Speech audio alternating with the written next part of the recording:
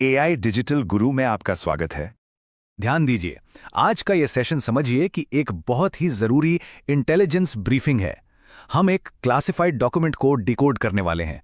मकसद बिल्कुल साफ है, दुश्मन की प्लेबुक को समझना, ताकि हम अपने डिफेंस को, अपनी सुरक्षा को और भी मजबूत कर सकें। तो ये है हमारे आज के मिशन का पूरा रोड मैप। सबसे पहले होगी इंटेलिजेंस ब्रीफिंग, फिर हम अटैकर की प्लेबुक को समझेंगे और आखिर में हम देखेंगे कि इस सारी जानकारी का इस्तेमाल एक प्रोएक्टिव डिफेंस यानी एक मजबूत सक्रिय रक्षा बनाने के लिए कैसे किया जा सकता है। देखिए, किसी भी डिफेंस की शुरुआत हमलावर की सोच को समझने से होती है। ये एक बहुत जरूरी नियम है। आप उस चीज से अपना बचाव नहीं कर सकते जिसे आप समझते ही नहीं हैं। इसलिए आज हम दुश्मन की तरह सोचना सीखेंगे। और जैसा कि यहां साफ साफ लिखा है, दुश्मन के काम करने के तरीके को समझना एक मजबूत डिफेंस बनाने की दिशा में पहला और सबसे जरूरी कदम है। ये कोई ऑप्शन नहीं, ये एक सामरिक जरूरत है। सोचिए जरा, अगर हमें यही नहीं पता होगा कि वो हमला करते कैसे हैं, तो हम असरदार तरीके से अपना बचाव कर कैसे पाएंगे। ठीक है, तो चलिए अटैकर की प्लेबुक को खोलते हैं। हमारा पहला मॉडल है सर्टिफाइड एथिकल हैकर फ्रेमवर्क, जिसे हम CEH फ्रेमवर्क भी कहते हैं। इससे आप किसी भी साइबर अटैक का एक बेसिक ब्लूप्रिंट समझ सकते हैं। तो ये जो CEH फ्रेमवर्क है, ये हमें एक अटैकर के ऑपरेशन का पूरा नजरिया देता है। मतलब ये हमें बताता है कि एक हमलावर स्टेप बाय स्टेप कैसे आगे बढ़ता है, उनके सोचने का तरीका, उनके काम करने का तरीका। इसे समझना हमारे लिए बहुत ही ज्यादा जरूरी है। ये फ्लोचार्ट देखिए, ये एक अटैक के प्रोग्रेस को दिखाता है, बिल्कुल शुरुआत से लेकर अंत तक। एक बात पर गौर कीजिए, ये कैसे एक सीधी लाइन में आगे बढ़ता है। हर अगला कदम पिछले कदम पर निर्भर करता है। और जानते हैं, यही इसकी सबसे बड़ी कमजोरी भी बन सकता है। तो चलिए इन 5 फेजेस को जल्दी से समझते हैं।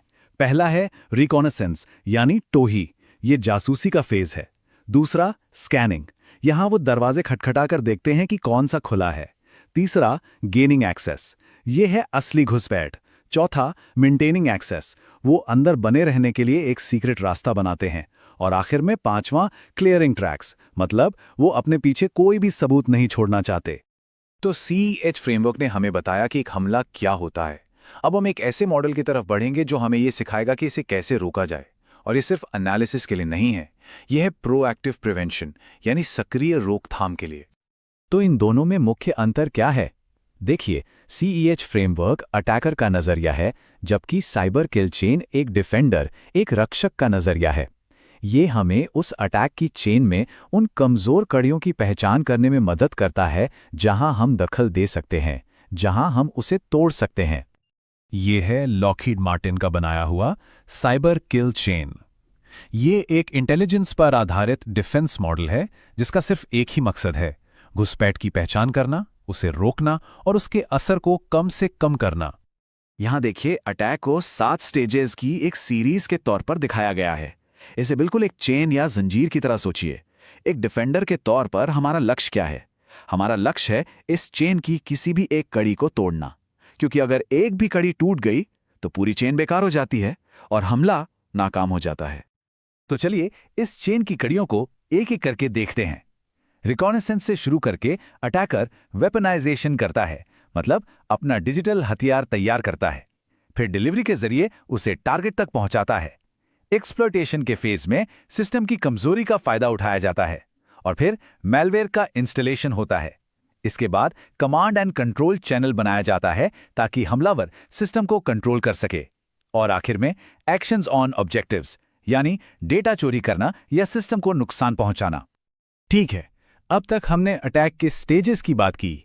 अब हम अपना ध्यान हमलावरों के खास बिहेवियर और उनके पीछे छोड़े गए सबूतों पर लगाएंगे, क्योंकि असली इंटेलिजेंस यहीं से मिलती है। हम इन्हें कहते हैं TTP यानी टैक्टिक्स, टेक्निक्स एंड प्रोसीजर्स। ये असल में हमलावर के काम करने का तरीका है। टैक्टिक का मतलब है उनका बड़ा लक्ष्य क्या है, टेक्निक मतलब वो कौन सा तरीका इस्तेमाल कर रहे हैं, और प्रोसीजर यानी उनके एक एक बिल्कुल सटीक कदम क्या हैं। ये उनकी पूरी की पूरी स्ट्रैटेजी को हमारे सामने खोलकर रख देता है। और फिर आते हैं IOC यानी इंडिकेटर्स ऑफ कॉम्प्रोमाइज। ये वो डिजिटल सुराग हैं जो हमलावर पीछे छोड़ जाते हैं। एक डिफेंडर के तौर पर यही वो सबूत हैं, यही वो निशान है जिनकी हम तलाश करते हैं। यही हमें किसी भी घुसपैठ के बारे में अलर्ट करते हैं। तो सवाल ये है कि ये सुराग हमें मिल कहाँ सकते हैं। इसके लिए 4 मुख्य जगहें हैं। ईमेल में, जैसे कि कोई फिशिंग अटेम्प्ट, नेटवर्क पर, जैसे कोई अजीब सा ट्रैफिक, सीधे सिस्टम या होस्ट पर, जैसे कोई इन्फेक्टेड फाइलें, और चौथा है बिहेवियर, यानी किसी यूजर की असामान्य गतिविधियां। या कुछ ठोस उदाहरण देखिए। नेटवर्क से बाहर जाने वाला कोई असामान्य ट्रैफिक, बार बार लॉगिन फेल होना या अजीब डीएनएस रिक्वेस्ट्स। देखिए, अकेले में ये शायद छोटी मोटी बातें लगें, लेकिन जब ये एक साथ होती हैं तो ये एक बड़े खतरे का साफ संकेत देती हैं।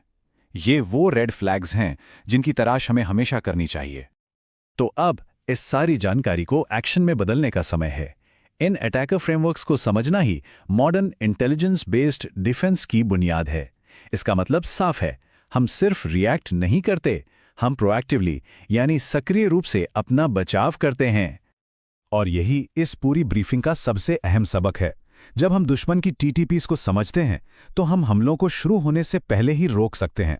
हम उनके अगले कदम का अंदाजा लगा सकते हैं और हमेशा उनसे एक कदम आगे रहकर अपना बचाव कर सकते हैं। मैं इस सेशन को एक आखिरी सवाल के साथ खत्म करना चाहूंगा। हमारे दुश्मन लगातार अपनी रणनीतियां बदल रहे हैं, लगातार विकसित हो रहे हैं। तो सवाल यह है कि हम उनके साथ कैसे विकसित होंगे। ये लड़ाई कभी खत्म नहीं होती। हमें हमेशा सीखते रहना होगा, खुद को हालात के मुताबिक ढालना होगा और हमेशा एक कदम आगे रहना होगा। सतर्क रहें।